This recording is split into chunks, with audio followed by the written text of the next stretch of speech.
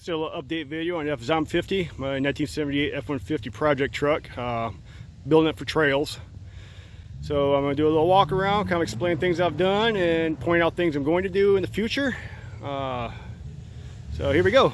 So that's the front bumper I was building several years ago. I had a video with a pile of metal in the yard saying this is my front bumper. Well, that's it. It's very stout, built mostly out of 1/4 inch steel with 1 inch steel, 1/8 inch thick steel, but the main parts are all 1/4 inch for durability, and give me pull points and lift points on it. So I'm going to go around to the side here. The truck has a 4 inch lift on the front, 5.5 in the back. That brings me to one of the things I'm going to do to help level it out. I'm going to take the 2 bottom leaves out of the leaf spring packs in the back. One's just a 3/4 inch overload spring. I'm going to pull that out, and I'm going to pull the next spring leaf out. That should get me down level with the front end. Also give me a little bit softer suspension for trail use, a little bit more flex. To counteract the axle wrap, I'm going to build myself a anti-wrap bar. I'll have a video about that later on. Other thing I'm going to do with the truck in the future is get rid of these drop brackets. I get hung up on them a lot. I am actually going to extend my stock radius arms and take it to the frame, so I will no longer have a drop bracket. Also in that process, I'll probably end up building a new cross member for my transmission, something a little more stout that will double as a skid plate for it. Next thing I've done to it, you've probably seen in other videos, is extend my rear fenders. Reason I did that is because when I sucked the back of the box in, you can see how narrow the back of the truck is now. I took about 12 inches out of the back of the box for a better turning angle on the trails, tighten it up a little bit, called dovetailing. It sucked in the fenders a little bit too far and they're hitting my tires, so I was like, oh heck, I opened them up. Now I got plenty of tire clearance. I think I can actually clear a 38 inch tall tire on it for future.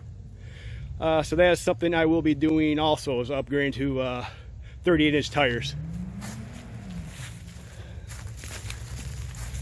So that's about it for updates so far. There's like my exhaust. Oh, the other thing I did, I now have a winch. I put the winch on a cradle.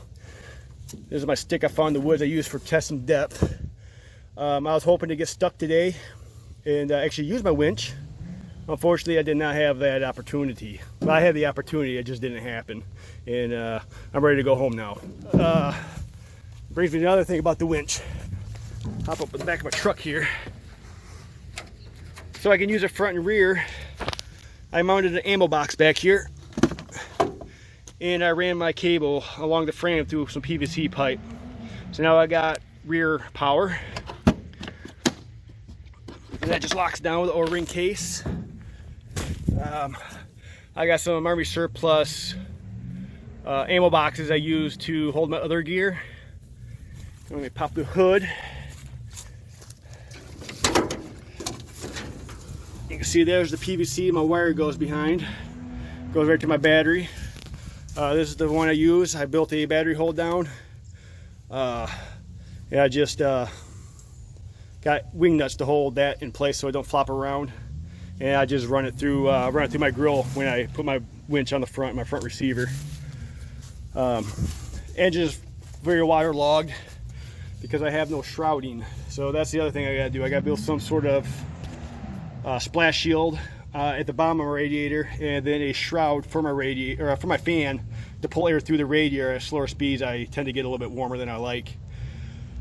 Another upgrade, which is going to be quite a ways away because it's going to be very expensive, is to rebuild this motor. It's a 360 FE, I believe, out of a 76 F-150. It is very wore out. It steams through the valve covers pretty bad. It blows blue smoke out the exhaust, so my rings are shot. Plans for that are to build a 431 and put a decent cam in it, nothing too big. Get some fresh heads, and I'll open the exhaust ports up on the heads because these FEs are known for not having the best flowing exhaust. So open up the exhaust ports a bit. It should help it breathe and make quite a bit more power. So that's about it for right now. I will continue to make update videos as I get things done. I don't make a lot of money, so they are going to come far and few between. but that's all projects. It all takes a while. Labor of love, really. So anyway, that's it. I will have a couple videos here at the end of me actually playing with it out here in the mud holes of the Mounds RV Park in Mount Morris. So I hope you enjoyed the video. Watch more of my videos. I appreciate it. Like, subscribe, comment. Have a great day. Thanks for watching.